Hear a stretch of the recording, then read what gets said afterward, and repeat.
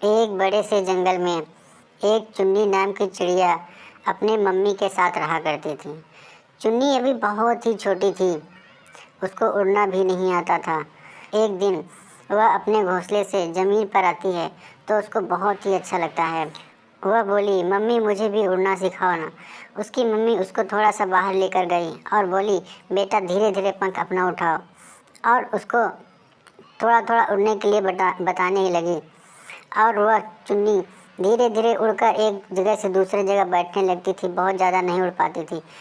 कुछ दिन सीखने के बाद उसको उड़ने के लिए बहुत मन कर रहा था। वह बोली, मम्मी मुझे आज बाहर जाने दीजिए ना। उसकी मम्मी बोली, नहीं चुन्नी, तुम ऐसे नहीं जा सकती हो अकेले। लेकिन चुन्नी कहाँ सुनने वाली थी। वह अपनी मम्मी की एक ना सुनी और बाहर के लिए उड़ चली।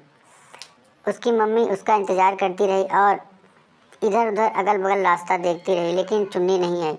शाम हो जाती है और उसकी मम्मी इंतज़ार करती रहती है और सोचती है आज चुन्नी कहाँ होगी।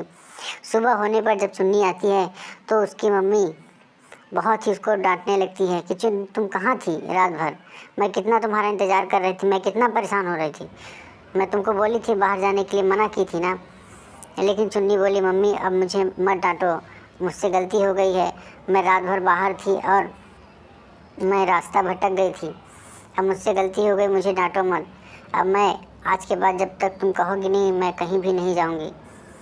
ऐसा कहकर वो अपनी मम्मी को शांत कराने लगती है। तब से चुन्नी अपनी मम्मी को छोड़कर अकेले कहीं भी नहीं जाती है। इसलिए हमेशा हमें अपने बड़ों की आज्ञा का पालन करना चाहिए।